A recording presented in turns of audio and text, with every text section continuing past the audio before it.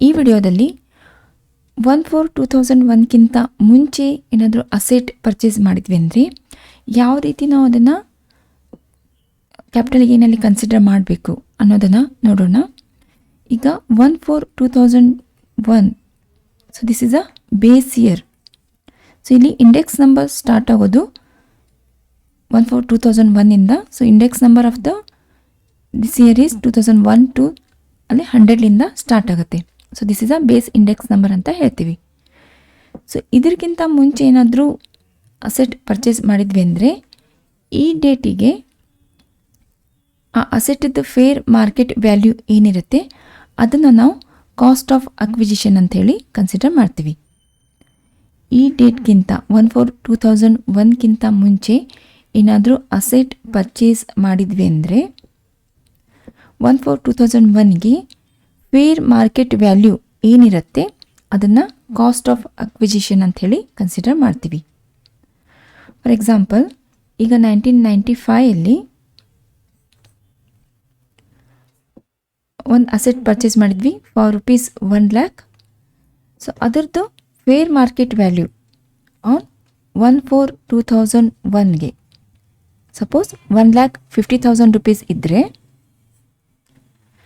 So ಇದನ್ನು fair market value be the cost of acquisition ಅಂತೇಳಿ consider ಮಾಡ್ತೀವಿ.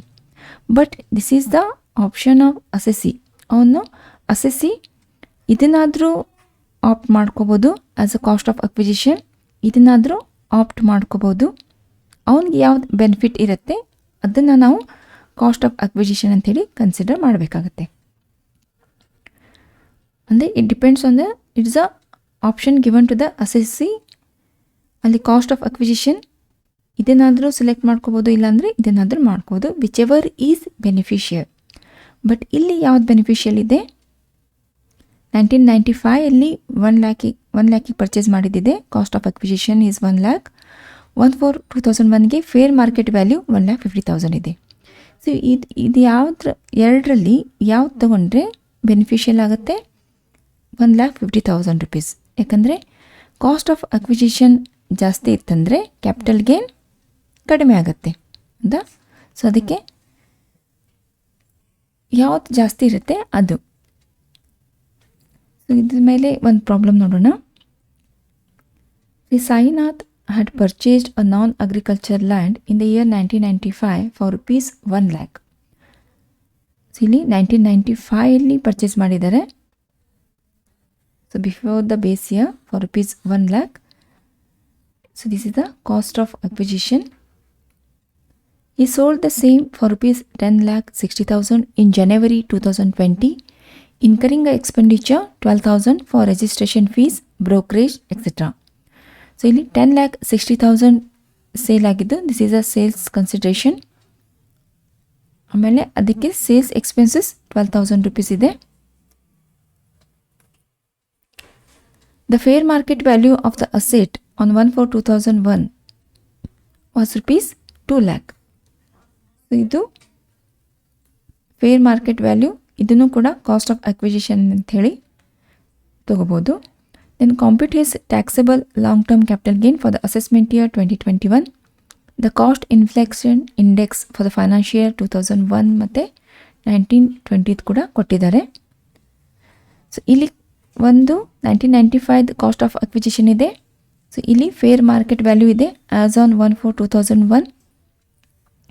So ಇವೆರಡರಲ್ಲಿ ಯಾವ್ದು ಬೆನಿಫಿಷಿಯಲ್ ಅಸೆಸ್ಸಿಗಿದೆ ಅದನ್ನು ತಗೋತೀವಿ. ಸೊ ಇಲ್ಲಿ 2 lakh rupees ಜಾಸ್ತಿ ಇರೋದ್ರಿಂದ ಇದನ್ನು ನಾವು ಕಾಸ್ಟ್ ಆಫ್ ಅಕ್ವಿಜಿಷನ್ ಅಂತೇಳಿ ಕನ್ಸಿಡರ್ ಮಾಡ್ತೀವಿ. ಸೊ ಇದನ್ನು ಮಾಡೋದಿಲ್ಲ. ಓಕೆ, ಸೊ ಇದಕ್ಕೆ ಸೊಲ್ಯೂಷನ್ ನೋಡೋಣ. Sale proceed of the land 10,60,000. So ಇದರಲ್ಲಿ expenditures in connection with the sales ಅಂದರೆ 12,000 rupees. ಸೊ ಇದನ್ನು ಲೆಸ್ ಮಾಡ್ತೀವಿ. ಸೊ ರಿಜಿಸ್ಟ್ರೇಷನ್ ಫೀಸ್, ಬ್ರೋಕರೇಜ್ ಎಲ್ಲ ಸೇರಿ 12,000 rupees ಆಯಿತು. Then index cost of acquisition. So ಇಲ್ಲಿ ಕಾಸ್ಟ್ ಆಫ್ ಅಕ್ವಿಜಿಷನ್ ನಾವು 2 lakh ತಗೋತೀವಿ.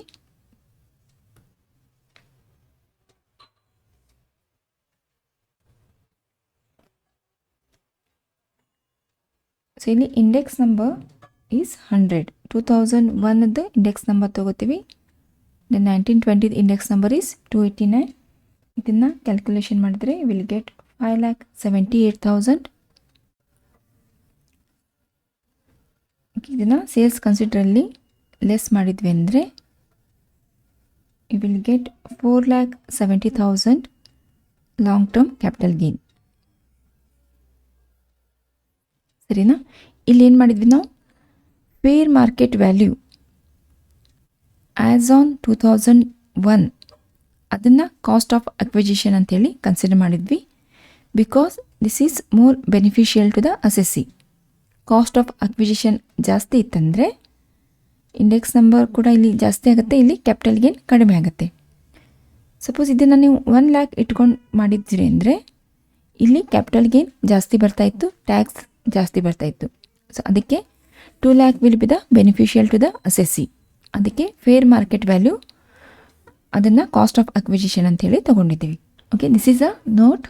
If asset purchased before 1/4/2001 the assessee is allowed to opt fair market value as on 1/4/2001 as a cost of acquisition. ಆಮೇಲೆ expenditures ಏನಿದೆ ಅದನ್ನು ನಾವು deduct ಮಾಡ್ತೀವಿ. It is allowed as a deduction. Okay, next problem ನೋಡೋಣ. Mr. Raj purchased a house for rupees 40,000 in the year 1992 and immediately spent a sum of rupees 10,000 on its renovation. So, ಇಲ್ಲಿ 1992ದಲ್ಲಿ purchase ಮಾಡಿದ್ದಾರೆ. This is a cost of acquisition. ಆಮೇಲೆ renovation ಕೂಡ 1992ದಲ್ಲಿನೇ ಮಾಡಿದ್ದಾರೆ for rupees 10,000. So this is a cost of improvement. So ಇದು cost of acquisition. 10,000 is a cost of improvement. Then the house was sold for rupees 15,11,000 on 1/8/2019. So ಇಲ್ಲಿ sale ಮಾಡಿದ್ದು 15,11,000ಗೆ. This is sales consideration. He paid 16,000 being 50% of the total expenditure in connection with the sale of the house, and other 50% of the expenditure was borne by purchaser. So ಇಲ್ಲಿ expenditure assessee ಕೊಟ್ಟಿದ್ದು 16,000. So ಇದು half of the expenditure. So ಇನ್ನೂ half ಯಾರು ಕೊಟ್ಟಿದ್ದಾರೆ, purchaser ಕೊಟ್ಟಿದ್ದಾರೆ. ಅಂದರೆ ಇನ್ನೂ ಕೂಡ 16,000 ಕೊಟ್ಟಿದ್ದಾನೆ. ಬಟ್ ಇಲ್ಲಿ ನಾವು ಅಸೆಸ್ಸಿದ ಏನು ಪೇಮೆಂಟ್ ಆಗಿರುತ್ತೆ, ಎಕ್ಸ್ಪೆನ್ಸಸ್ ಆಗಿರುತ್ತೆ, ಇದನ್ನಷ್ಟೇ ನಾವು ಡಿಡಕ್ಷನ್ಗೆ ಅಲೋಯಬಲ್ ಇದೆ. So this is a expenses is allowed. Purchaser ಏನು ಎಕ್ಸ್ಪೆನ್ಸಸ್ ಕೊಟ್ಟಿದ್ದಾರಲ್ಲ ಇದನ್ನು ನಾವು ಅಲೋ ಮಾಡೋದಿಲ್ಲ. Okay, this is not allowed for deduction. Then his other taxable income amounted to rupees 19,000. Capital gain bittu ಬೇರೆ income 90,000 rupees ಇದೆ. Okay, the fair market value of the house on 1/4/2001 was rupees 1 lakh. ಇಲ್ಲಿ fair market value ಕೊಟ್ಟಿದ್ದಾರೆ. So ಇಲ್ಲಿ cost of acquisition 40,000 plus cost of improvement 10,000, 50,000 ಆಗ್ತಾ ಇತ್ತು. But ಇಲ್ಲಿ fair market value 1 lakh ಇದೆ. So ಇದು ಜಾಸ್ತಿ ಇರೋದ್ರಿಂದ ಇದನ್ನು ನಾವು ಕಾಸ್ಟ್ ಆಫ್ ಅಕ್ವಿಜಿಷನ್ ಅಂತೇಳಿ ಕನ್ಸಿಡರ್ ಮಾಡ್ತೀವಿ. So this is a consider for as a cost of acquisition. Solution ನೋಡೋಣ. Computation of a capital gain. ಇಲ್ಲಿ sale proceed of the land, sales consideration 15,11,000 ಇದೆ. Then expenditure in connection with the sale 16,000. Only ಅಸೆಸ್ಸಿದ ಏನು expenses ಇರುತ್ತೆ ಅಷ್ಟೇ ಇಲ್ಲಿ deduct ಮಾಡ್ತೀವಿ. ಪರ್ಚೇಸರ್ದು ಏನು ಎಕ್ಸ್ಪೆನ್ಸಸ್ ಇರುತ್ತೆ ಅದನ್ನು ಇಲ್ಲಿ ಡಿಡಕ್ಷನ್ಸ್ ಅಲೋಯಬಲ್ ಇಲ್ಲ. Then indexed cost of acquisition. So ಇಲ್ಲಿ ಕಾಸ್ಟ್ ಆಫ್ ಅಕ್ವಿಜಿಷನ್ 1 lakh ತೊಗೋತೀವಿ. This is a fair market value as on 1/4/2001. Okay, index number is 100 into 289. So will get 2,89,000. So ಇವೆರಡು add ಮಾಡಿದರೆ you will get 3,05,000. ಇದನ್ನು sales ಕನ್ಸಿಡರೇಷನಲ್ಲಿ deduct ಮಾಡಿದರೆ ಅಂದರೆ you will get 12,06,000 as a long term capital gain.